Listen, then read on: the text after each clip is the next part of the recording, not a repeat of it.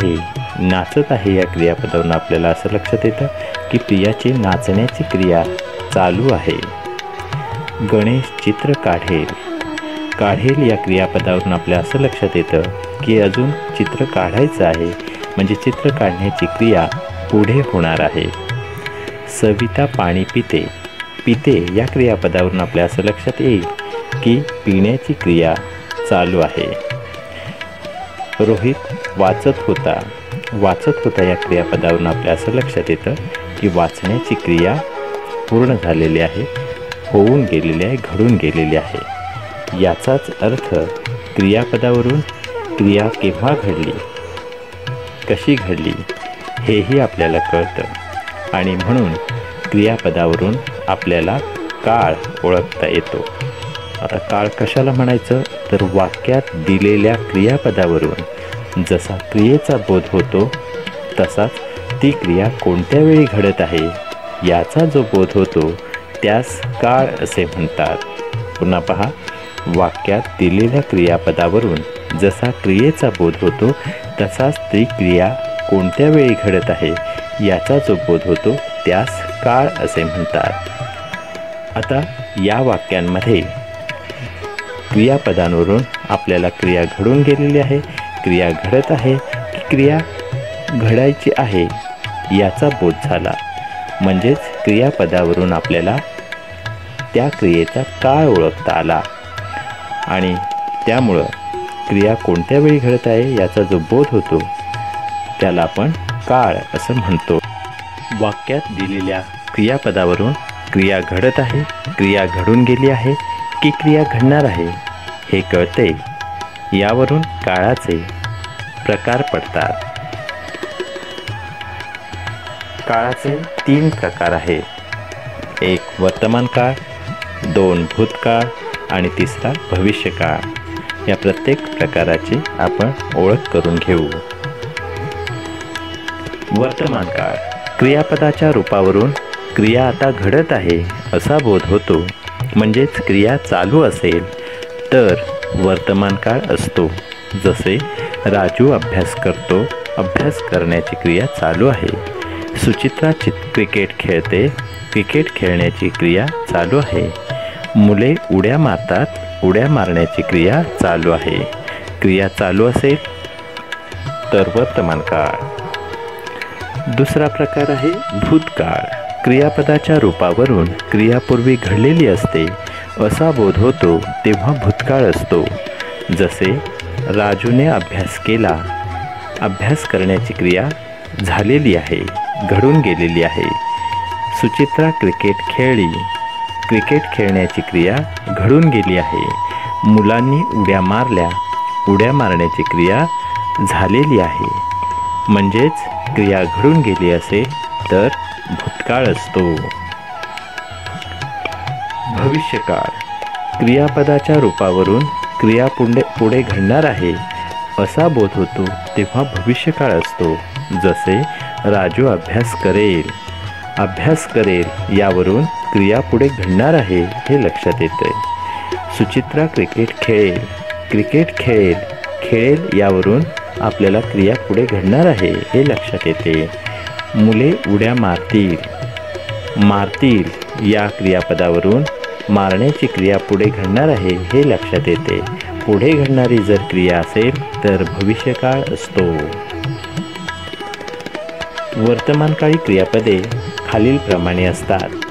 क्रियापदांची रूपे जर याप्रमाणे वाक्यात आलेली असतील तर त्या वाक्याचे काळ वर्तमान काळ असते.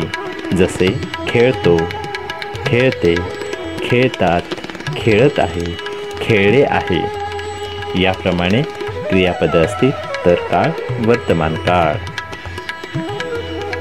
भूतकाळी क्रियापदे खालीलप्रमाणे असतात. केले, केला, केली, करीत होता, केले होते, करत असे याप्रमाणे जर क्रियापदे वाक्यात वापरलेली असेल तर त्या वाक्याचा काळ भूतकाळ असतो. भविष्यकाळी क्रियापदे खालीलप्रमाणे असतात. धावेल, धावेन, धावतील, धावत असेल, धावत असेल, धावणार आहे. या पद्धतीने क्रियापद वाक्यात वापरलेले असतील तर आपल्या लक्षात येईल की क्रिया पुढे घडणार आहे, म्हणजेच भविष्यकाळ त्या वाक्याचा ठरेल. अशा प्रकारे काळ म्हणजे काय, काळाचे 3 प्रकार आपण पाहिलेले आहेत. त्याचबरोबर काळाचे जे प्रकार आहेत वर्तमान काळ, भूतकाळ, भविष्यकाळ, त्यांचेही पुन्हा उपप्रकार आहेत.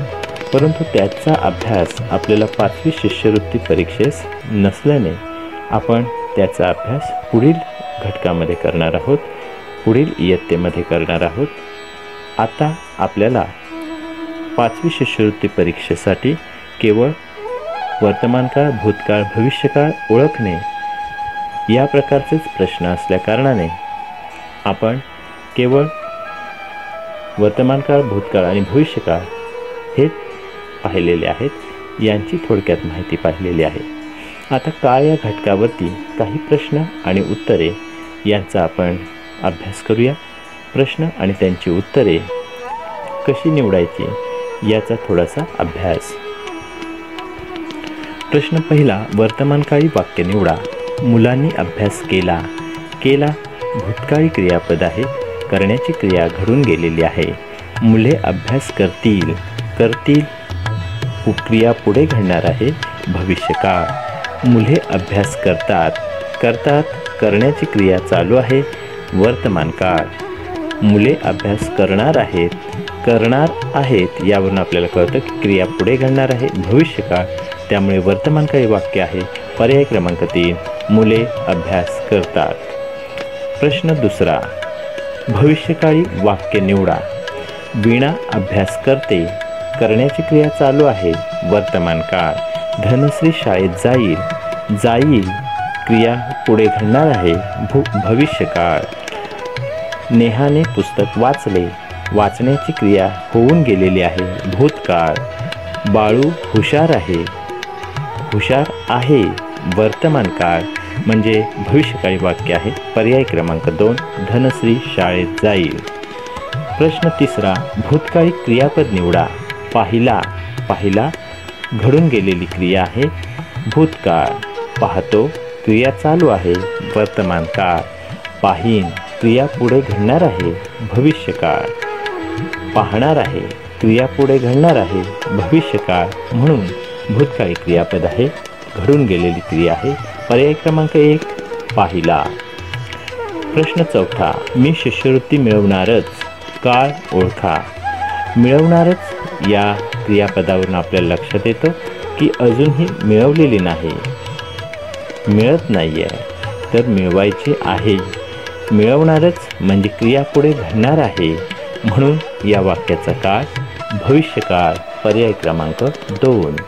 प्रश्न 5वा, नव्हता या क्रियापदाचा काळ ओळखा.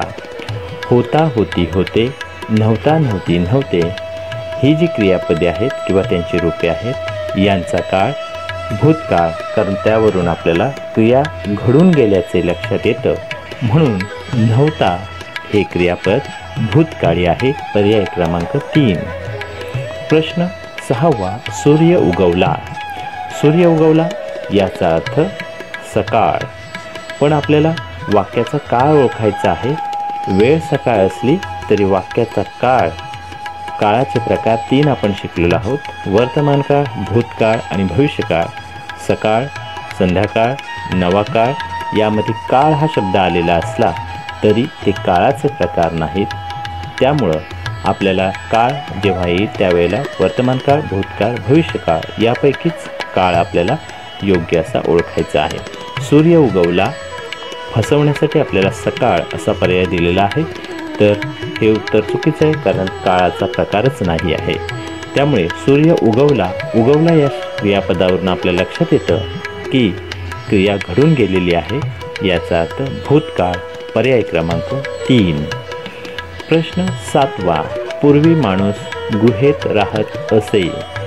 राहत असे, असे याचा अर्थ असायचा म्हणजे क्रिया घडून गेलेली आहे, म्हणून या वाक्याचा काळ भूतकाळ. पर्याय क्रमांक 3. प्रश्न 8वा, गाय गवत खात होती या वाक्याचा काळ ओळखा. गाय गवत खात होती. होती याचा अर्थ क्रिया घडून गेलेली आहे. भूतकाळ पर्याय क्रमांक 3. प्रश्न 9. भूतकाळी वाक्य निवडा. राजने अभ्यास केला आहे. केला आहे याचा अर्थ वर्तमान काळ. क्रिया आत्ताच घडलेली आहे म्हणून वर्तमान काळ. नेहरू भारताचे पंतप्रधान होते. होते यावरून घडून गेलेली क्रिया आहे. पर्याय क्रमांक 2 भूतकाळी वाक्य आहे. नेहरू भारताचे पंतप्रधान होते. पूजा वेगात धावते. धावण्याची क्रिया चालू आहे. वर्तमान काळ. बाळू मुंबईला जाणार आहे. जाण्याची क्रिया अजून घडायची आहे त्यामुळे या वाक्याचा काळ भविष्यकाळ. प्रश्न 10. मी चित्रपट पाहिला या वाक्याचे वर्तमानकाळी वाक्य खालीलपैकी कोणते? मी चित्रपट पाहिला हे भूतकाळी वाक्य आहे. पाहिला म्हणजे घडून गेलेली क्रिया आहे. आता वर्तमानकाळी वाक्य करायचं आहे याचा अर्थ क्रिया चालू आहे असं क्रियापद आपल्याला पाहिला या क्रियापदाचं रूप निवडावं लागेल आणि मी चित्रपट पाहतो याप्रमाणे वर्तमानकाळी वाक्य होईल आणि म्हणून मी चित्रपट पाहतो पर्याय क्रमांक 3 वर्तमान काळ. मी चित्रपट पाहत होतो भूतकाळ. मी चित्रपट पाहेन भविष्यकाळ. मी चित्रपट पाहणार आहे भविष्यकाळ. वर्तमानकाळी वाक्य असं तयार होईल. मी चित्रपट पाहतो पर्याय क्रमांक 3. आजच्या या व्हिडिओमध्ये आपण काळ, काळाचे प्रकार आणि त्यावर आधारित प्रश्नोत्तरं पाहिलेली आहेत आणि नक्कीच हा व्हिडिओ तुम्हाला आवडलेला असेल. काळ कसा ओळखायचा हे समजून घेण्यासाठी हा व्हिडिओ पुन्हा पुन्हा पहा आणि काळावरती आपल्या 5वी शिष्यवृत्ती परीक्षेला एक प्रश्न 2 गुणांसाठी विचारला जातो आणि हे 2 गुण तुम्ही नक्की मिळवाल अशी मला खात्री वाटते. धन्यवाद.